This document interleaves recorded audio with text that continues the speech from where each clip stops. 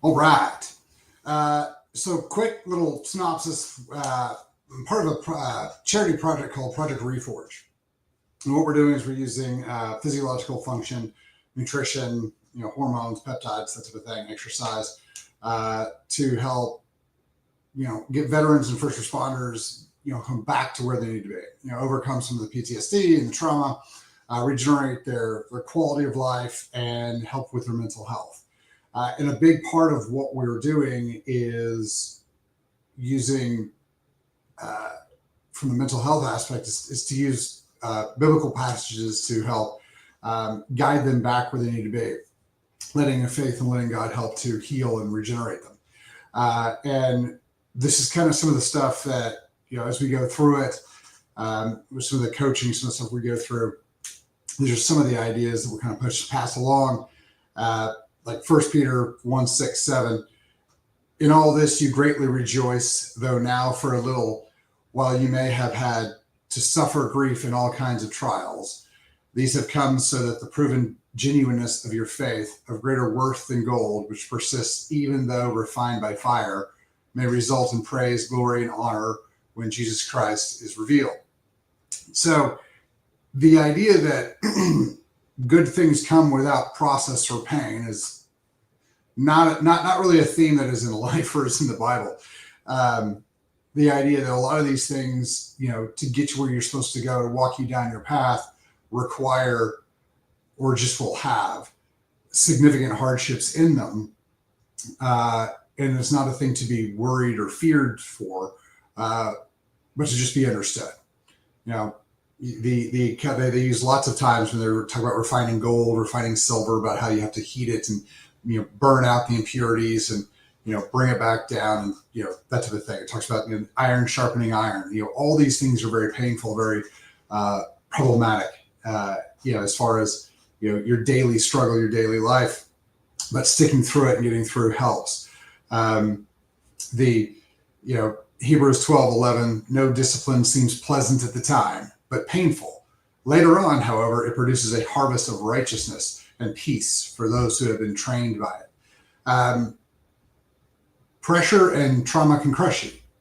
And if you don't get walked through it properly, it can completely destroy you. And that's kind of the whole purpose of what we're trying to do, is we're trying to find ways to help these guys out. First, metabolically, because the vast majority of mental health and physical health issues are nutrient deficiencies. If we don't get the machine, the nutrients it was designed to have and it's required to have, it's not going to work right. And so the first thing we want to do is we want to restore all of those nutrients, reset all of those neurotransmitter functions, reset all that stuff, get the sleep back and all that type of stuff, so the machine can start functioning what it was designed to again, before it was knocked off path with the trauma. But then the other side is we want to go back through and we want to make sure that we integrate the pain and help them kind of derive meaning from it, so that it's not wasted. It's not just a period of the time that was horrible and terrible and worthless, but it was part of the purpose. It was, if we can use that to gather the understandings and gather the learnings from it, we can use it to make ourselves not only better, but stronger, and we can help push society along with it. It's not just our first responders, it's not just our veterans who deal with this kind of stuff. It's everybody. And one of, I think, the most important things that we need to recognize is how important our struggles are. Now, the issue that we run into is that, again, these things can crush you if you don't have a good path. If you don't have somebody helping you walk through it. If you don't have somebody being like, here's the next step, here's the next step. And that's really, really important. I talk a lot about getting mentors, getting coaches, having people help get through it. And one of the things we're trying to help do is, when we get these veterans and these first responders in, we try to not only help them get down the road themselves, but help them to kind of become the next advocates. Once they kind of start getting better and start moving in the right direction and they start understanding it, we want them to kind of go back and help the other veterans. There's only, I think there's like 4 or 5 of us who are on the team that are doing this. That's not going to cut it. We need a whole lot more people. And so as we start helping these guys, we're hoping that they're going to turn around and help other people. If you guys want to kind of stay with it, follow me on this one. On X, I'm at the Dr. Chalmers. and follow Sean Hendricks at the Sean Hendricks, specifically on X and everywhere else as well. Sean is a great guy. He was part of Mr. Beast for several years. He's a big advocate for mental health, specifically in veterans and first responders, and in farmers. There's a lot of areas in which, men's mental health specifically is not only being overlooked, it's being run through.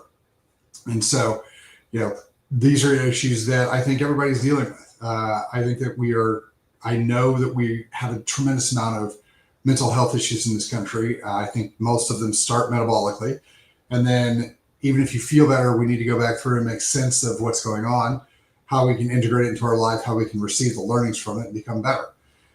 There's a tremendous amount of biblical application to this. And it is, as we've walked through it, and as Nathan helps kind of walk us through that piece, it is more and more and more apparent and relevant. So this is a thing that I think we're going to start pushing some stuff out in the next 10 days, 2-3 weeks. And so I would start kind of looking for some of the stuff here. Follow Sean Hendricks. He's helping us with all the social stuff. He's been really great. But we've done a lot of cool stuff. He's going to go down and get stem cells soon. And it should be really, really, really fun to watch kind of all the stuff kind of walk through on that. But this is a big deal. It's not just our veterans and first responders. Like I said, there's a lot of people who are going through divorce. The economy is really hard on a lot of people right now. It's going to get worse for a lot of people over the next couple of years. As AI comes up and starts taking away purpose, function, jobs, incomes, we're all going to kind of go through the fire, and we're going to have to kind of figure out, are we going to let it destroy us, or are we going to are we going to reshape ourselves in and around it through that pain and pressure to come to the other side? It was funny because I saw Sean Ryan posted, I think this morning, that those who've read the Bible, those who are actively in the Word, are noticing that it is playing out exactly the way it says it will in the Bible at the moment. Sean said the tribulation is here for those who have eyes to see it. And I wouldn't and that's not great. But the thing is that what we need to do is we need to figure out how exactly are we moving through? What are we going to, how are we going to look, where are we going to go to when the storm comes, when things do get rocked, when you do get, when your earth is shaken and turned upside down? Like, where do you go for help? Where do you go to look for help? And this is why we're trying to create these groups of men and these groups of women to kind of help, guide through that. So I would recommend that you guys start watching Project Reforge. You guys should start kind of, following what's going on. And if there's a way that you can help, whether it's, donate to it, go ahead and do that. If there's a way that you could help, spread the message, that would be the best. More information is always going to be better. We're going to use any donations to further the cause and further the example and take care of these veterans and first responders. But the most important thing is that we get the information out, because what we're trying to do is we're trying to not just heal our veterans and first responders, but heal everybody. And so if we can all start to recognize that, the chemicals we put in our body are hypercritical to the way we feel, the way we act, both mentally and physically. If we start recognizing that, we need to start kind of looking back at, our scripture and kind of getting back into the Word and kind of figuring out, what is this pain for? What is my purpose here? Why are these things happening? How can we push ourselves in a better direction? These are things we need to start focusing on. If you haven't been thinking about that, you've just been dealing with the pain that comes with your daily life, I would highly recommend that you start looking into that. Now, finding a good coach and finding a good place to go is going to be problematic and it's going to be hard. But all things are important or hard. And so, go out and try to find those people. If going to church is your thing, do. It's going to be beneficial. Get a Bible study, kind of figure out where we're going. If you're a therapy person, good, go get that. But these are the things we need to start kind of recognizing, is that we need to start actively working on taking care of our mental and physical health. And always remember that your mental health is directly tied to your biochemical health, or your metabolic health. I talk about this all the time. Everybody's seen it.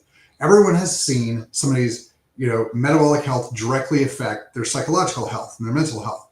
Anyone who's ever been hangry, right? They're normal, they're happy, they're fun, they're worth being around, they're energetic, all those things, and then they get too hungry, and all of a sudden that collapses, and they become bitchy, gripey, tired, depressed, all the bad things, and then you feed them again, and all those things start kind of get fixed. So it's very apparent to everybody who just has eyes to see and wants to see it that your metabolic health is directly tied to your psychological and your emotional health. So if we can start focusing on first fixing the metabolic health, then starting to work on what's going on in the mind, I think we're going to start seeing a really, really big change in a kind of a mental health revolution. So, it is not the drugs that you need. It is the nutrients that your body was designed to function with. So get those back up. And then we got to get down in our small groups. We got to get with our mentors. We got to get with our coaches. We got to get with those people who have the wisdom and can see the things in us we can't see because they're blind spots. And that's the great thing about coaches. So if you guys are looking for that type of stuff, follow Project Reforge, follow me, follow the Sean Hendricks, and we'll kind of get things moving. A lot of my stuff's going to be on X. Sean kind of showed me that I was banned all the way across the board because I posted about how to fix COVID in 2020. So a lot of the stuff's going to be moving to the Dr. Chalmers on X. So if you guys don't follow me there, please go and follow me at the Dr. Chalmers on X. You guys have a fabulous day. Thanks for your time.